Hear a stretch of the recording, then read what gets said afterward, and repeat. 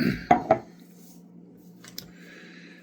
y'all, I thought we might do a video, a slight departure from the usual subject area.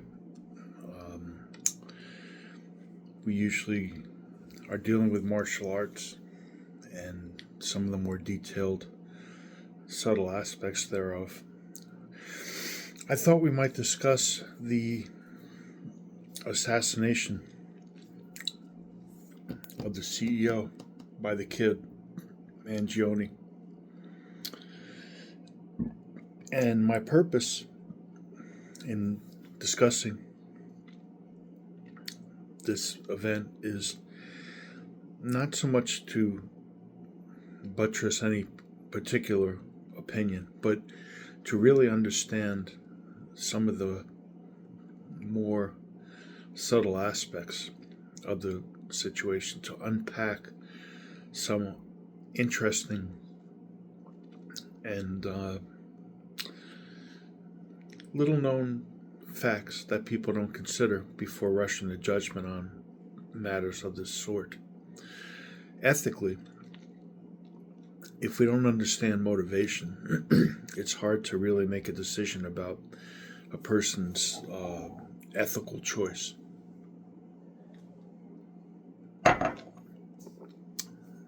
And in this case,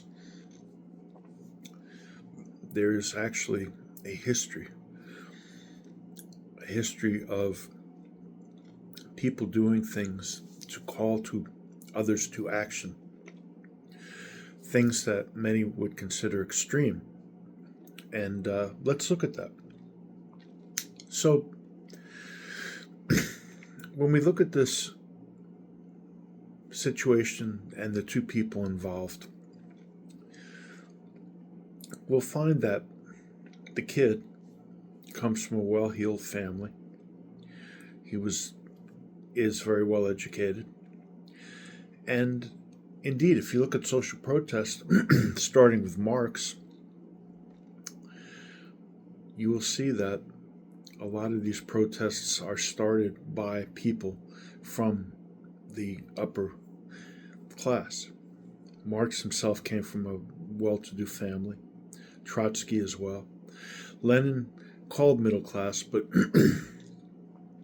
had more means than most. And at that time, to be middle class in that society meant that you weren't poor. You had resources. And these framing details are important because it means people are well educated and have usually thought about this topic and are informed about it before acting, even what would be considered in extreme measures, in extreme ways. And you'll see this throughout. You can look at the history of anarchism and other social movements. Not in all cases, but in so many, it's the same situation. And awareness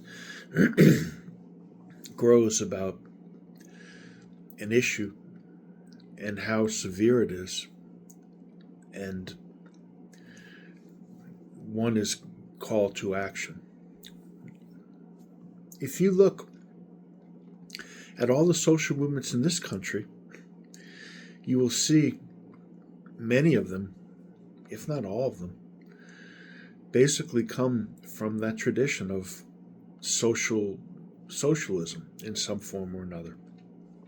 Unions, the protest movements in the 60s, the Black Panthers as such. Okay? They all have that aspect. And if you look at the fact that our society, America, a great country, is also a very violent country. So using violence as a means is not peculiar. That has to be considered as well here. When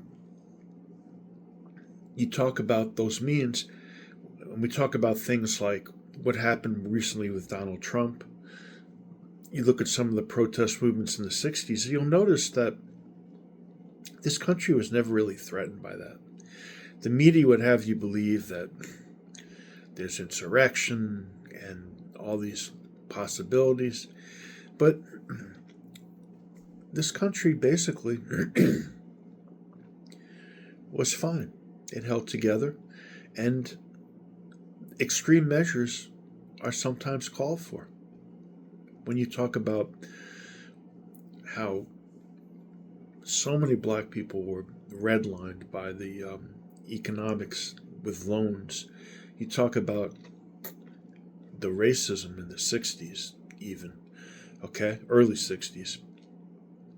And you talk about what somebody like Malcolm X did, and you have to keep in perspective that violence may very well be something that can be called appropriate under certain conditions. So this kid was well educated. He saw a way to call people to action, and if you notice, there has been some success because he has a lot of sympathy. Okay, and that was probably his intention. And it's important to understand that liberalism, the real definition of liberalism, not what the media talks about, this polarizing crap about whatever they call it, a person who is, the new way people are with gender and etc., just as a way of appropriating their experience and forcing others. No, that's not what liberalism is. Liberalism traditionally is people who have education and means and using that towards the common good. That's the definition of what it is. And when you begin to see some of what this kid saw, which we're going to talk about in a moment, it'll make a lot more sense in some respects about the need to do what he did. Let's talk about insurance companies and what this kid saw. Coming from a family of means, he understood what it's like to have and how much advantage these companies have. Basically, insurance companies have destroyed this country. They, through special interests, through lobbyists, through their ability to use the state as their bill collector with car insurance and in medical insurance demands that they place, you can always take a pool of human beings to cover these expenses. You don't need insurance companies, okay? You can have 10 people who put money into an account to cover expenses of this sort. But insurance companies have convinced this country that they are necessary. Now, there are doctors that operate and do not take insurance, and their cost is not even a tenth. It's reasonable. You can get like a hip replacement for $2,000, okay? It should give you some idea about the cost that we pay to these insurance companies who have destroyed our healthcare system. So, insurance companies have never lost money. If you had invested in an insurance company during the Great Depression, you wouldn't have lost a dime. They are the closest thing to a sure thing next to drugs, alcohol, and prostitution. You just cannot lose financially. And the greed, which is why, and one thing this kid noticed, which he's right about, is it's actually started to affect our life expectancy. We live in perhaps the most developed country, one of the most developed countries, maybe not per capita, but for sure, by most any other standard. We should have the highest life expectancy. We have a relatively fair to middle in life expectancy. So this kid sees this. These insurance companies are doing more and more creating more hazards for people. And you come to a point where you ask yourself what means are necessary to stop this. And that's probably what's going through this kid's head. Now, I don't want to say that murder is right or wrong, okay? And I don't have to. I only have to say that where I have my sympathies does not have to be controlled by what others believe is right or wrong, okay? I'm not happy when people are shot and killed. However, I have no sympathy for this individual because everybody has to accept responsibility for the role that they play. I was a bouncer for many years. I didn't have my own security entourage. I didn't have people looking out for me. There was a card with a bail bondsman on a bulletin board if something happened. If I got shot or something, I didn't even have medical coverage. It was just, if I wanted to do that job, I had to accept that responsibility. When you grow up in the city, there are neighborhoods and you see guys that are good guys. They have families. They get shot. They get shot because that's that life. And nobody says, that damn shooter, how dare they? They have sympathy. They say, oh, Vito was a good guy. He had a family. It's a shame he got whacked. Yeah, he got whacked. It's horrible. But everybody understands that when Vito made that decision, that's part of that life. So that's the way I look at this CEO. He was doing things that were harming people, okay? And it's not against the law. And maybe he was a great guy and just did bad things. But that doesn't absolve him of the responsibility. And karma doesn't necessarily operate with an equanimity.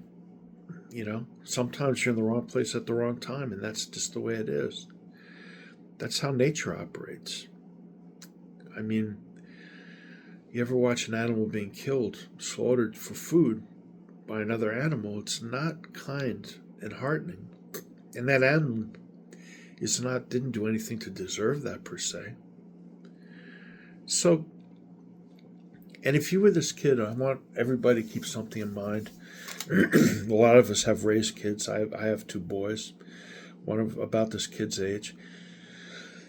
His actions speak to a very intelligent, thoughtful human being who is still not fully developed mentally, because your brain and all the structures that allow us to make a really thorough ethical decision are not formed until we're probably close to 30 years old. So you can see this in evolution. For most of our biological history, we didn't need to make complex decisions. We basically were living a few steps from fight or flight. But as we developed these societies, these complex and abstract functions and systems, and ethically, our brains and our ability to reason had to catch up to that, because we started living past 30 not really that long ago biologically. So when you look at a young person, their mind is not fully formed yet, and they may well act in a fashion that's rash out of just a lack of understanding. And I feel really bad for the kid, but I think also his purpose, he accomplished his purpose. I mean, he's got people who are really coming down at these guys, and I would say that in a violent society like ours, America is a violent country. It's a great country. I love this country. Wouldn't live anywhere else. But we're a violent society. Violence is an acceptable means in this country to accomplish things, whether we like it or not. And This kid has put these guys on the radar, and hopefully not in vain. Hopefully things will be done. Already they were trying to push something through on anesthesia that was absolutely horrible and ridiculous. And they always have their lobbyists and their money, and they will never really let go because they don't care about whether it's good or not. They want to make money for their shareholders. People have to understand that. And it's not the first time somebody has done something violent that may have been acceptable to certain individuals under the circumstances. So, hope you think about this carefully before you make a rush to judgment, and understand that you're dealing with two separate polarities. On the one hand are those that simply see everything and everybody as a means to an end. And the longer we live that way, and this is something that the great social theorists have always tried to impart on us as incidental, but it might be worth mentioning, we will destroy ourselves.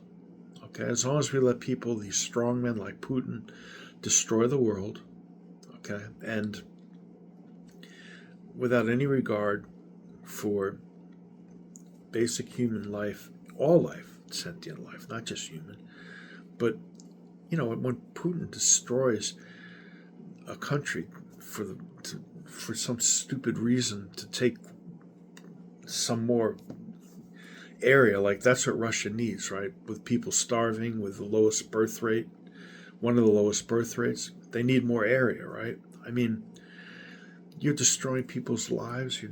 Pets were abandoned in these areas. Kids' lives destructed. We have to wake up as a society and find a way to really do things extreme enough to get rid of people like that. We just do. And the insurance companies are of that ilk. It's all about the profit. It's always been. And they are strong-arming us because they let the state be their policeman. Why should a cop care if I have car insurance? The state should care, do I have a way to cover if I have an accident? That's a different issue entirely. Me and 5 friends can put funds aside and have a bank account certifying that. We don't need insurance companies. We're not allowed to do that. They want to force us to buy health insurance, right? This kid, he was idealistic. He came from a good family where ethics were imparted, and he felt really bad about this. I don't buy this shit I don't care about his back injury. That's a red herring. Okay? It's a way for the media to try to paint this a certain way. Okay? This kid was probably acting out of principle.